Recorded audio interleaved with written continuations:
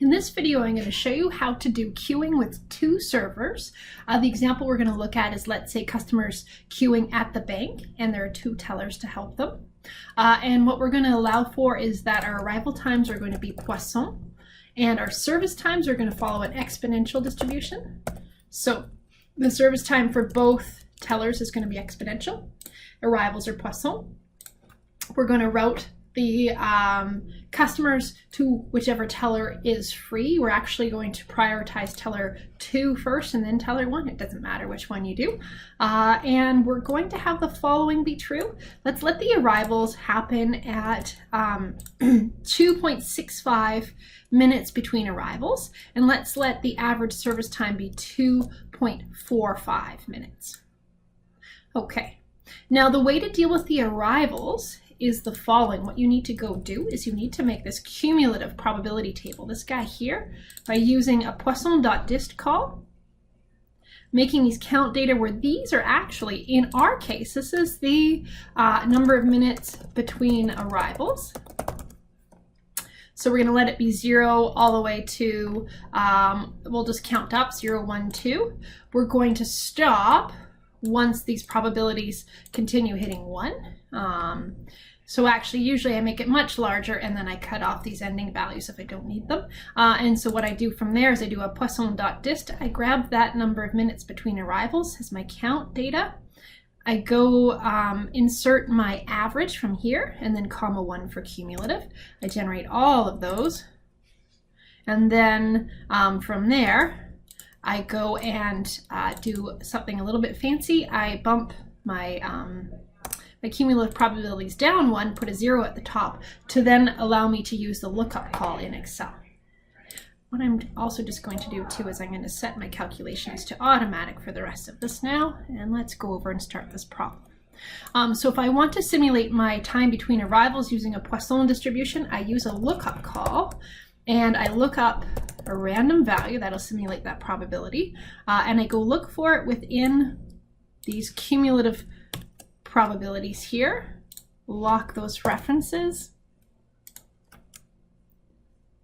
and then go return the count data. So I'm simulating the number of minutes between arrivals. Notice the very longest is 19 minutes, and also quite unlikely if that even happens. Okay, good. And we do that lookup, make sure that all these ranges are locked in Excel. Good. And then copy that down. Okay, then our arrival time will just be that time between arrivals plus the previous arrival. So first customer arrived at time 0, or actually 0th customer, then add that time between arrivals. Okay, copy that down. Note, for these type of queuing problems, it's easiest or nicest just to put a 0th customer first with zeros across the top. And then all of your formulas after that can just be copied the whole way down. If you do that, just be sure not to include them in your averages later. I'll talk about that later too, though. Okay, now, next call, I need to decide where to send in my customers. Well, I'm going to send them to the server that's going to be available next. So server number is either going to be a 1 or a 2. And I'm going to say if the server 2 n times, okay, if the maximum of those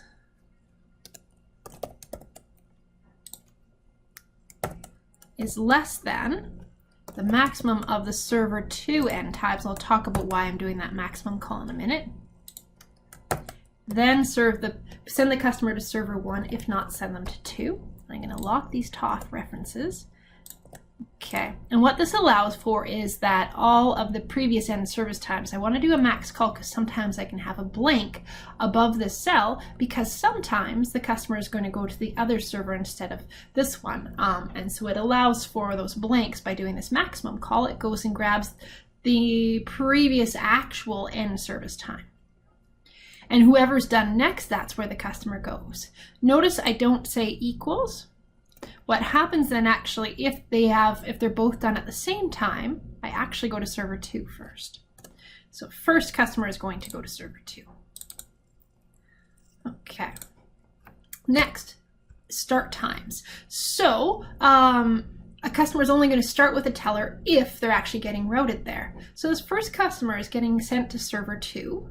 So they're actually not going to go to server 1. There'll be a blank here is what I'm going to set up. So what I'm going to do is I'm going to do an if call. If this equals to 1, then do my start times. Otherwise, put in a blank. Okay, so what am I going to do for my start times? If there was somebody there, what I would do is I would do the following. I would do a maximum call between their arrival time and all the previous end service times. Again, I do a max with all of them to allow for those blanks. Okay, just like that. And then hit enter. Notice if the server is not a 1, then I just assign a blank here. And so as expected, I get a blank because that first customer is going to server 2. Notice they all say 2 until we start filling this all out. Next, so what I want to do for all future calls is first check and see if I have a blank with whatever I'm working with. So in this case, if that start time is blank, return a blank. Otherwise, do the following. So now what I'm going to be forecasting next here, or modeling next, is the service time for each teller. So for teller number 1, their service times follow an exponential distribution.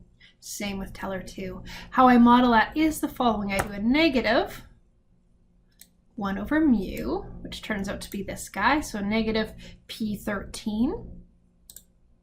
Lock that reference. Divided by, times by the ln of rand. Little note, you can, this is actually 1 over mu. So 1 over mu gives you mu. So I'm actually, that's why I'm just straight timesing by the negative P13 here. Okay, close all my brackets, hit enter. And that should be good. So again, I get a blank there because there is no customer at server 1 right now. End times, same thing. First test if there's a blank at the start time. You could actually just test if there is a blank here too. I'm just going to always test versus the start times just to be consistent. If the start time is blank, return a blank. If not, the end time will just be the start time plus the service time. Like that. Copy that down. Okay, notice they're all blanks, which is okay for now. Now, next thing for teller number 2, we do an if call. If the customer is going to service 2, so if D6 equals 2, then start our start call, which is the following. It's a max between when the customer arrived and when the server or teller became available. That is a max call in itself between all of the previous end service times. Okay. If they're not getting routed to server 2, then put a blank. So notice, if this says server 2, do this call. If not, put in a blank. Copy that the whole way down. Notice that this customer is getting sent to server 1. Notice everybody is so far because the end time, the largest one there is right now, is 0. So everybody's getting routed to server 2 right now. Our times still follow the exponential, same thing as before, so we can actually just go grab this formula and pop it in right here. If H6, so now it's going to grab this start time. If it's blank, make it blank. Otherwise, do this exponential distribution, same as before. We can copy that the whole way down. Same with our end times. Same thing, check to see if the cell at the start time is blank. If it is, return a blank, otherwise add the 2. So I'm going to copy that straight over. And now it's going to move over as I've moved over too, so it's going to look at H6 now. If that's blank, put in a blank, otherwise add the start time and the service time. And then you can copy that the whole way down. And now this thing is starting to look more and more like a real model, where the first customer got sent to server 2, the next one to server 1, and so on and so forth. Now this customer took a long time to be helped here, so a lot of customers got sent to server 1 or teller 1, while this teller 2 was helping this customer here. Okay, next thing we're going to look at is what's called our idle time. That's the amount of time that one of the tellers is not helping anybody. Okay, so we're going to look at teller 1 first. And again, before we do anything else, let's always check and see if we have nobody at teller 1 for that customer number. If E6 is blank, just return a blank. Otherwise, the time that they're going to sit and not have to do anything, or sit idle, if you will, is the difference between this start time and the maximum of all of the previous end times. Again, this allows for blanks above. Lock that top range reference. Close all your brackets. And there we go, autofill that in. Now we move on to service 2's idle time. Same thing, we go and check if the start time for server 2 is blank. If so, return a blank. Otherwise, go and do the following. We're going to take that start time, subtract from it the maximum of all of the previous end service times, and lock that 5 at the top. Copy that the whole way down.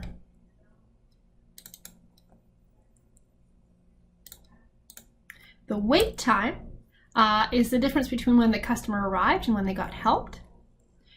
Okay, so when they got helped is their start time. Now each customer will be helped by one of the tellers and not both. Easy way to pick off their actual start time is to take a maximum between the start times for the 2 tellers. That will return the one that's actually their real start time. So maximum between the 3 and the nothing will be the 3. Minus from that their arrival time. First customer didn't have to wait at all, so we just subtract off C6. Their wait time should actually be 0. Okay, and there we go.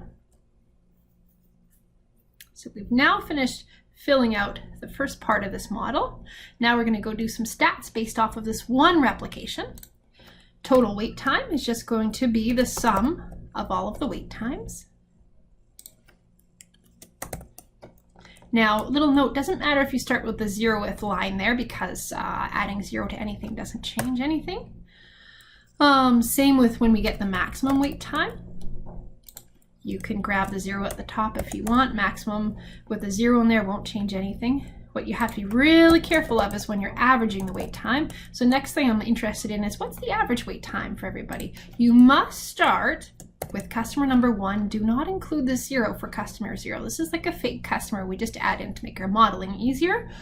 If you add in the 0, it's going to skew your average. It's going to drop it a little bit. So don't include it there. Okay, then we're also going to look at our total idle time for agent 1. This is just the sum of all of the idle times for agent 1. Again, you can include that 0 at the top or not if you want. It doesn't change anything. 0 plus anything is still that same number. Percent idle time will be this total idle time divided by the total time that this teller helped people during the day, which you can actually get by a maximum of all of their end service times. That will actually grab me the very last service time, which is 101. So if I do a max of all of these, this is when this teller finished for the day at minute 101. And so they were idle 44 minutes out of the 101 minutes, and that gets me that percentage. which was 70% for this one. Notice every time I hit enter, my numbers change. That's totally normal. Agent 2, how often are they idle? Okay, take a sum of all of their idle times here. And again, you can start at 0 or not, it doesn't matter. Percent idle time will be this 46.6 divided by their very last end service time. That's when they finished for the day. So take a maximum of all of these values, and they finished at minute 98. So they sat idle for 60% of the time. And then what's always a good idea is to do quite a few replications of this. I'm going to do 200 replications. I've read that actually between 100,000 and 200,000 gets you very accurate averages. Often about 2,000 replications also can get you a very good average, depending what you're modeling here. So what I'm going to do 200 replications by doing a data table. And in this data table, I'm going to put my percentage idle for 1, percentage idle for 2 by going and referencing them. And then, oh, forgive me, there. Okay. And then from there, I'm going to go grab my wait time also, which was, I'm going to look at my average wait time. It's quite small. And then I'm going to go highlight the run number as well as these reference columns, copy or highlight all the way down to the bottom of my data table, go data, what if data table, and include a blank cell for column input cell, click OK. And then from there, I'm ready to go get my averages based on those 200 replications. So I'm going to do an average of the wait times.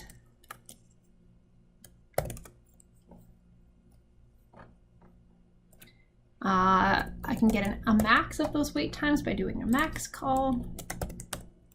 What's the worst wait time for days? And then my idle times, I'm going to take an average of how often the tellers are sitting idle, i.e. they're not helping anyone.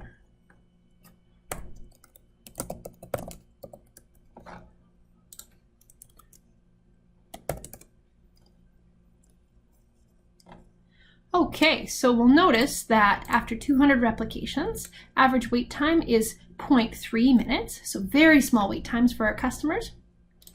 The worst case scenario was 2.1 minutes for an average out of all of these 200 runs. Now the trade-off for such small wait times is the following. Our server 1 or teller 1 sits idle 50% of the time on average. Teller 2 sits idle 50% of the time on average. So it begs the question, should we have 2 tellers on staff here? Yes, we have low wait times, but we have our tellers not having to do anything for half of the day.